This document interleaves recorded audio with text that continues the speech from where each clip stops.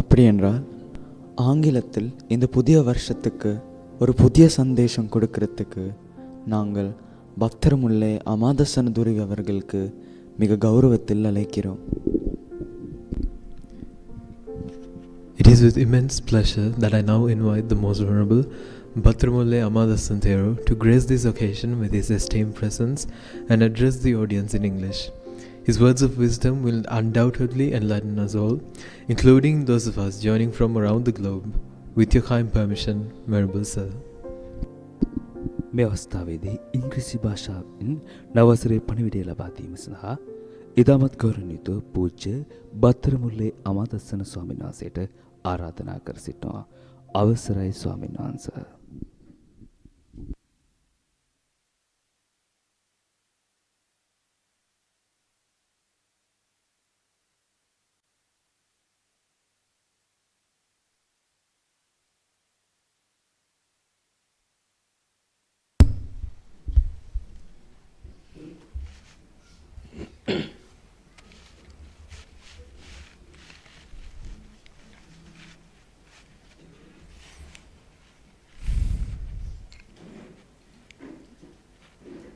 තෙරුවන් සරණයි.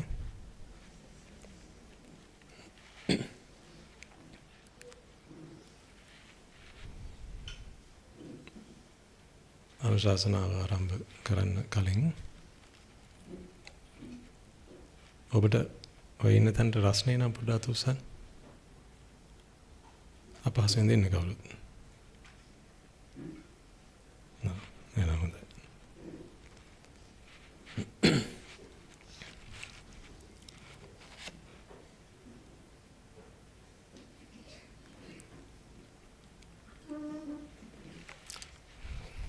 Permission from the Noble Triple Gem. Venerable Guru Thero and the congregation of the Mahasangha,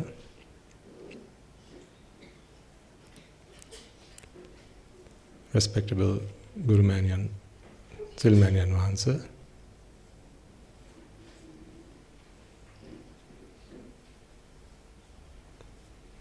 and devotees who are here with us today, as well as all of you joining us online.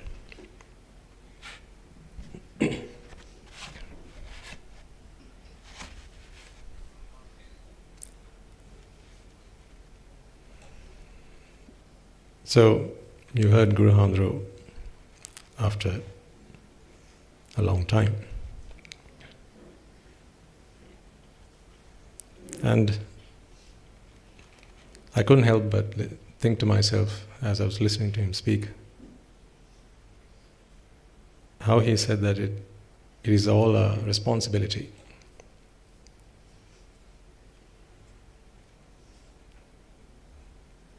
To make this place an oasis for those who come here seeking solace, refuge from suffering, and a place where people can find respite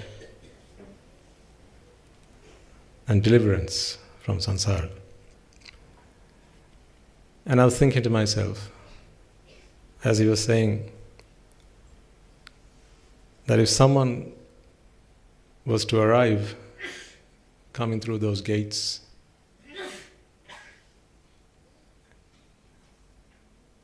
and for some reason if they were not happy, and then they should choose to turn around and leave the monastery, it would have to be because they are short of merits. Well, thinking about it over the last few weeks, I bet there were a few people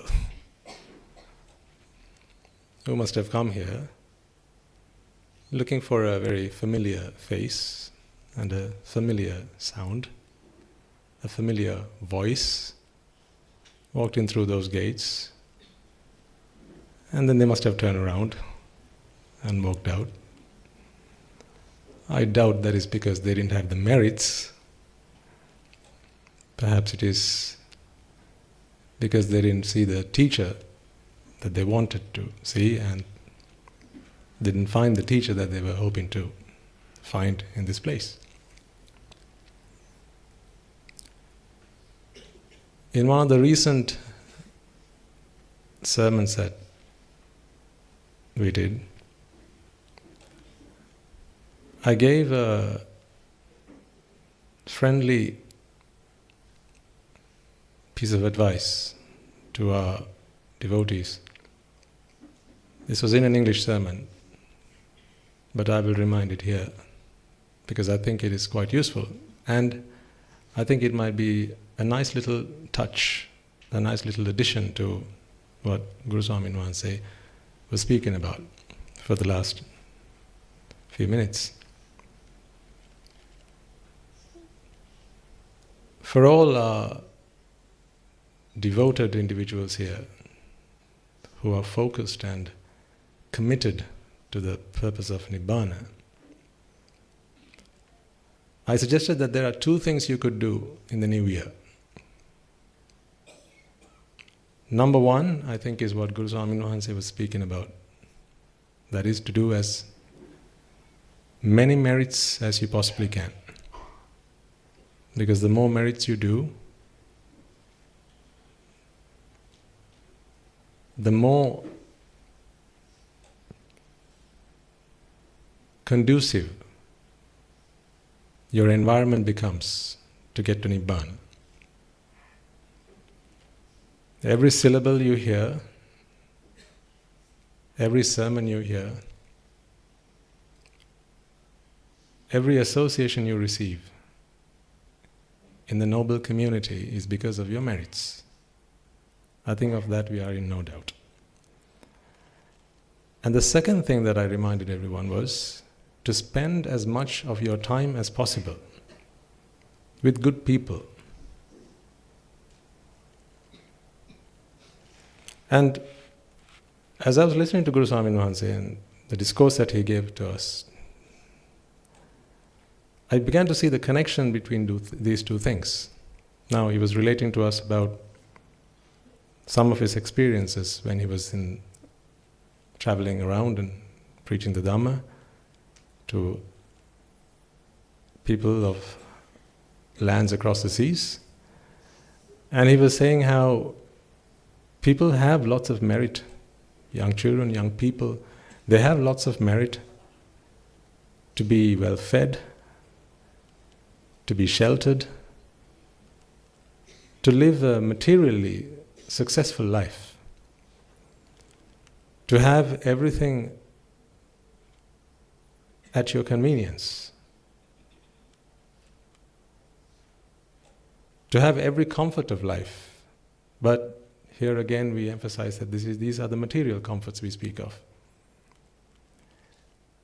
But how come people don't have the merits to, one, listen to the Dhamma, hear the Dhamma, listen to the Dhamma, and secondly then to understand the Dhamma, and finally to practice it, comprehend it, and internalize the Dhamma? Why is it that people lack those kind of merits?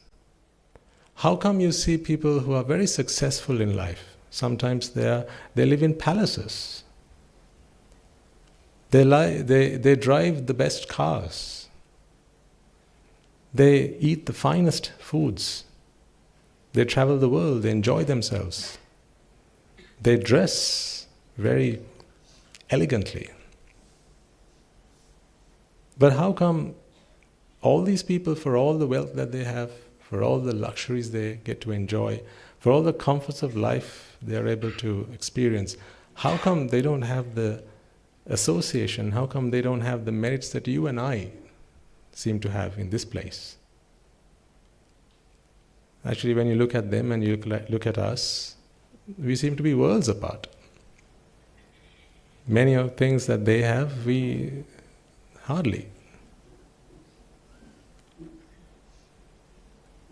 When people have enough clothes, or they have more clothes than they could wear in a year, most of us just have 2 sets of robes, and that is supposed to last us at least a year. So how does that happen?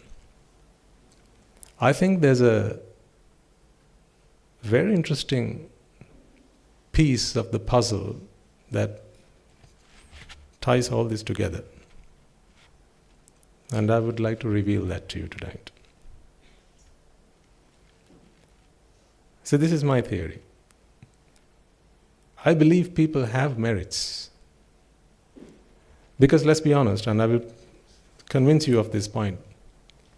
There are many of us here, you, I, myself, we are all included in this. Most of us are included in this category. We used to live that sort of life, didn't we? The good life, as they say. The enjoyable life, the fun life, the luxurious life. Traveling, enjoying, partying, having friends in high places, and that life I'm speaking of. That's something many of us, if not most of us, used to have. But if I consider myself here, for instance, I can't think that I have committed so many merits in my lay life which would have brought me to this asana. So whatever merits I must have had, I must have done in my previous lives. But then how come they didn't come to fruition? It's kind of like a bank account in which you have some money, but you don't know that that bank account exists. It's kind of like that. Sometimes you find these things out. The other day, for some thing to do with the monastery, I had to pay a visit to the bank.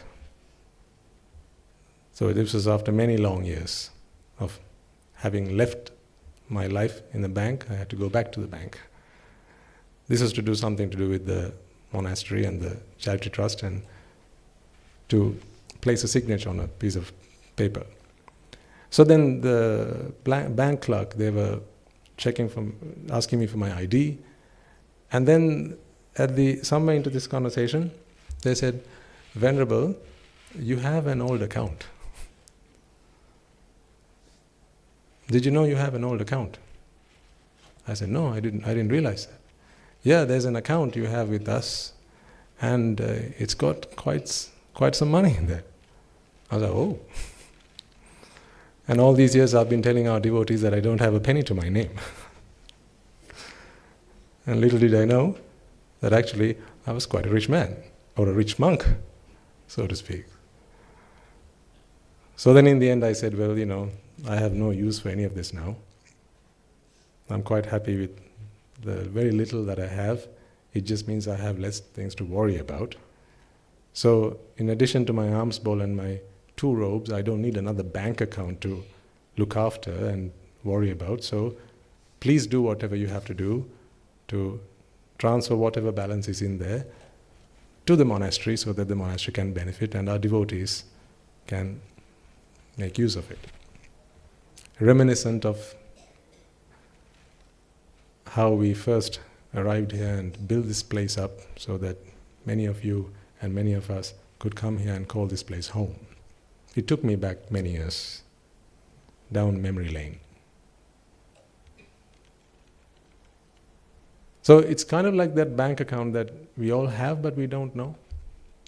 It's like, when you have these very first bank accounts when you're a child, like the account that your parents open for you, but they put it in trust and you don't know about it sometimes until you turn 18, and then you walk up to the bank one fine day and they say, "Hey, you have an account."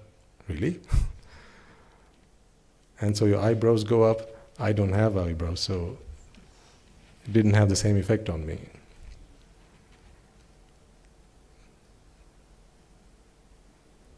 So it's kind of like that.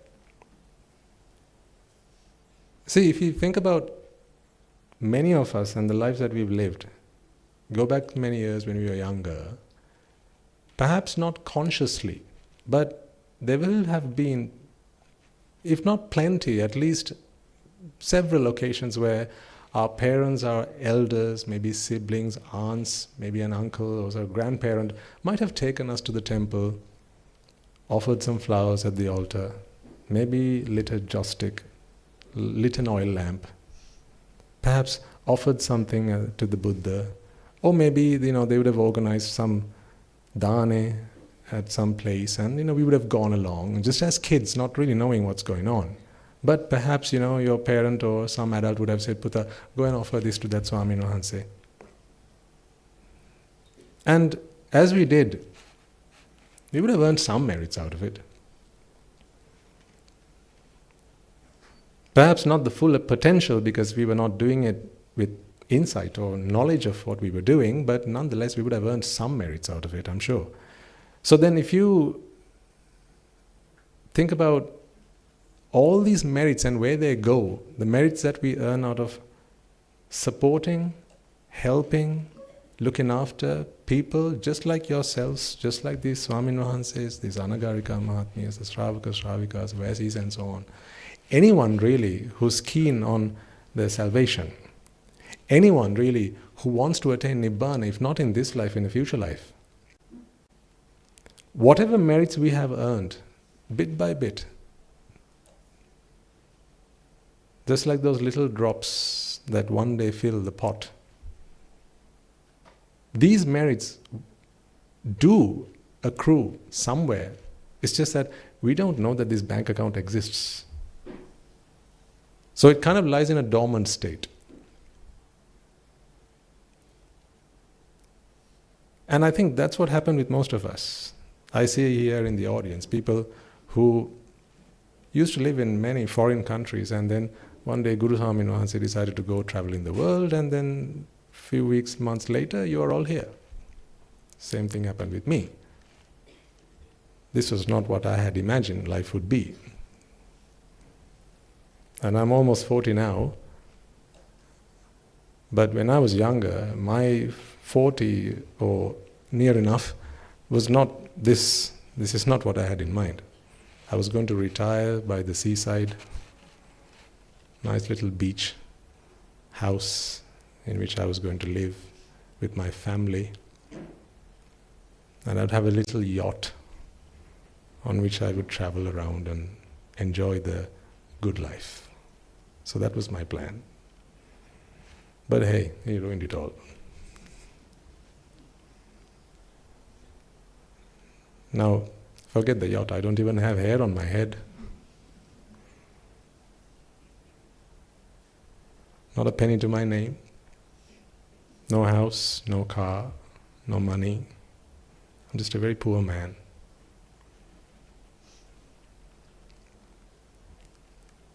But where was that bank account into which I had been saving throughout my journey in samsara?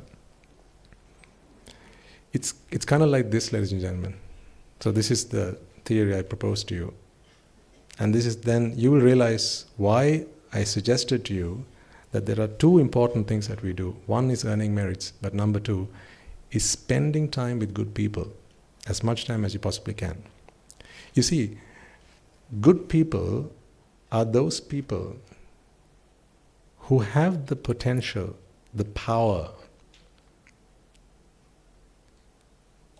They're like magnets who draw the merits that we have acquired in those accounts. This is what we call noble association. So there's an account that we all have, it's called the noble account. Only we don't know about this one. And I think the first deposit that we would have made, perhaps we did many eons ago. Maybe many Buddha's eras ago. But we never drew on this account.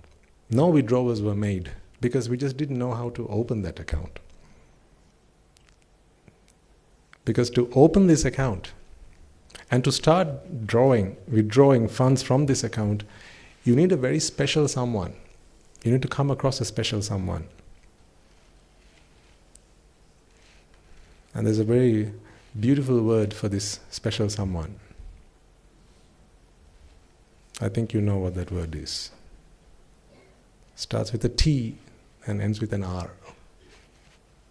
It's called teacher.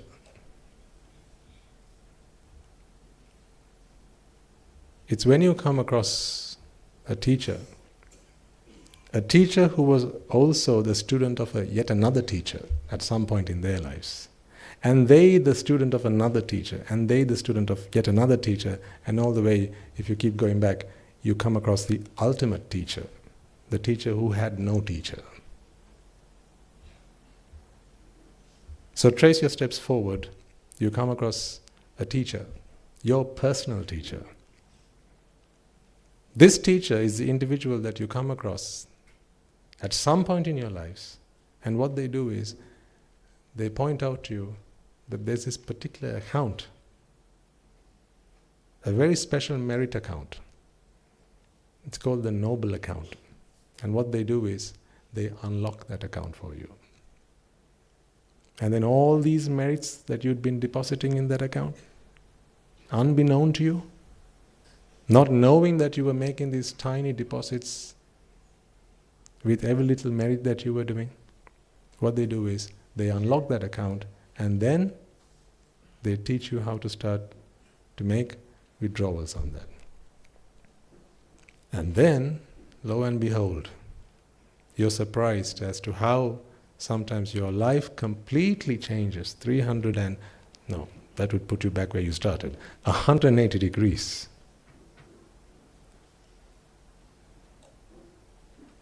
And I think that is what has been happening with all of us. So where do you find this teacher? Where do you find this person that can show you how to unlock that account? You will find them among good people.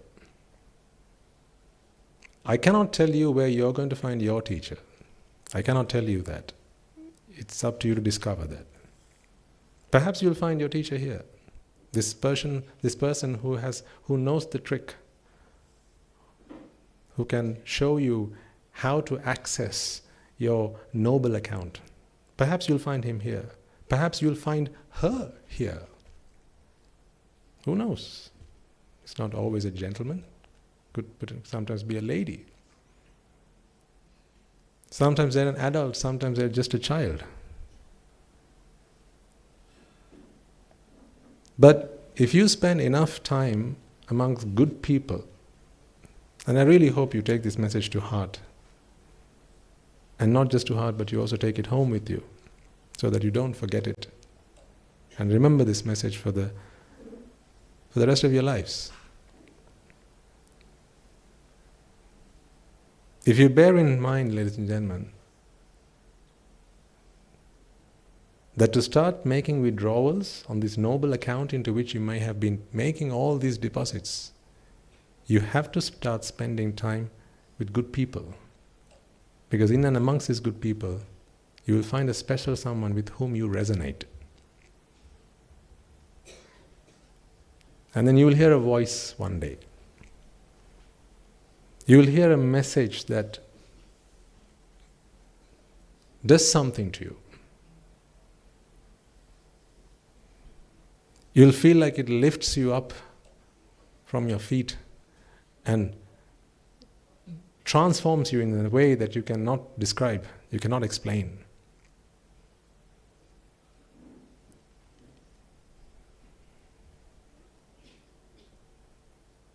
And for that to happen, you must spend time amongst good people. I can vouch for you that in this place there are lots of good people. How do I know that? How do you know that there are good people here?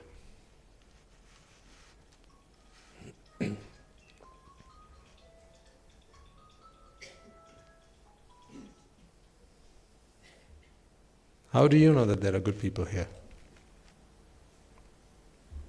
See, the best way to know that there are good people here is to ask yourself,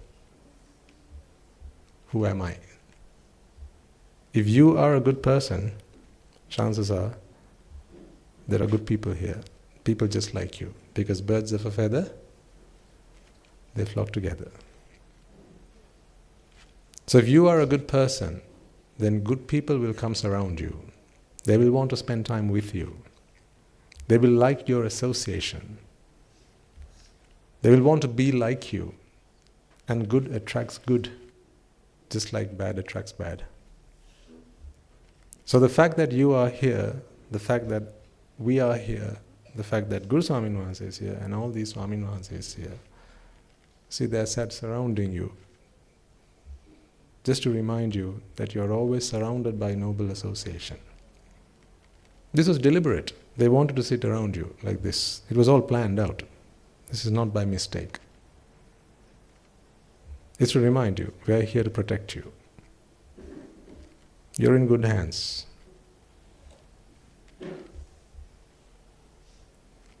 So if you can take this message with you, not just into your heart, but also take it home with you. Two things, ladies and gentlemen. Do what Guru Hamdru asked you to do and asked all of us to do. Do as many merits as you possibly can. Put all those merits, deposit all those merits into that noble account. You won't regret it. You will thank yourself for it, for doing that. And number two, to have the right people who will help you to make those withdrawals when you need from that account, so that you get to listen to the Dhamma, so that you can have a teacher who will sit down with you and very patiently and lovingly and caringly explain the profoundness of the Dhamma to you. And they'll answer your questions and they'll help you to apply the Dhamma into your everyday lives and make sense of it. For that, spend as much time as you possibly can amongst good people. If you can't find any good people anywhere else, come here. If you do find good people elsewhere, then you can be there. So if you ask me why I have chosen to spend my life here, now you know why. Because I want to spend my life with good people. Good people bring out the goodness within me. I was not always this good. I had some goodness, but I needed good people to help bring that goodness out of me. Like a incense stick, right? An incense stick has fragrance, but for that fragrance to spread around the room and around the house, what do you need? You need a matchstick to light it. Once it's lit, then the fragrance that is on that incense stick, it's always there. But you need that matchstick to start spreading that incense around the house and into the environment. And that's what happens when you spend time with good people. They bring out the goodness within you. When you spend time with great people, they bring out greatness within you. So if you can do those things, ladies and gentlemen, from here on, in the new year, if you can make that your determination for the new year, if you can resolve to do that in the new year, that's why Guru Swami Maharaj invited you. Come and spend time at the monastery. Make a resolution to be part of the monastery so that you can be full-time residents here. If that is something that you can do, then seriously consider how you could do that in the new year. For the simple reason, so you can spend time amongst good people, that's all. I'm not here for the food. The food's not all that great here. You know that. I used to eat better in my lay life. So I'm not here for the food. I'm here because of the people. It's they who have made me who I am today. Truth be told, the reason you like to associate with me, I hope you do, the reason you like to associate with me is because good people have chosen to share their time with me and to bring out goodness within me. So, don't thank me, thank the people who have embraced me into their family, into their community, into their home. And this is where I call home. So I hope that in the new year, this message will remain with you. So particularly to our friends listening to us from across the oceans, although we may be distant by physical distance, you are always in our hearts and our prayers and in our minds and our thoughts. Therefore this message goes to each and every one of you, personally from all of us. Although you can't see them, I can see them right now. There's a family waiting to receive you and help you feel at home and help bring out the goodness and the greatness within you. So if you can, May 2026, be the year where you can uproot yourself from wherever you might be and bring yourself here. Bring yourself to an oasis, a sanctuary, a place where people, a community will get together to bring out the goodness within you. Finally, 2 things. 1, do as much good as you possibly can. And number 2, spend as much time as possible with good people. If you can do these 2 things, ladies and gentlemen, that is the success formula. You will thank yourself for it, and life will truly become better than what it is today. So may all the merits that you have acquired throughout this year and the many years of your working for the sasana, the time commitment that you have made to the sasana, guide you to a place of nobility,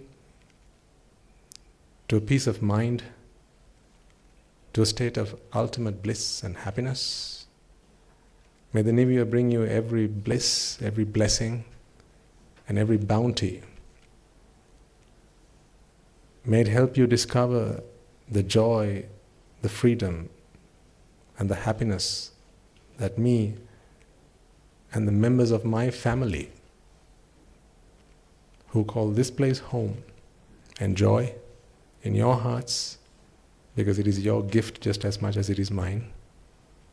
This is our legacy. This is our heritage. This is what the Buddha gifted us. This is what the Mahasangha gifted us. So let's enjoy that. May the blessings of the Noble Triple Gem be with you all, for now, in the new year, and forever. Theruvan Saranai.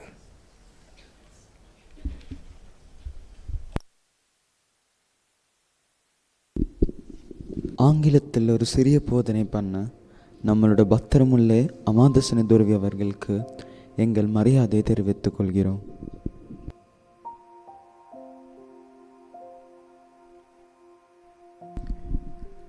I would like to express my heartfelt gratitude to the Most Venerable Battaramulle Amadassana Thero for those profound words of yours.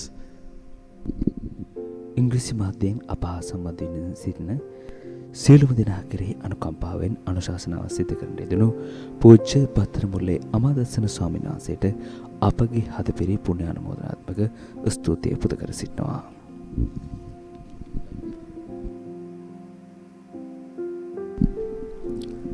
Let the words of our teachers sink deep into our hearts and minds as we continue to walk into the new year. We'll be taking a brief break.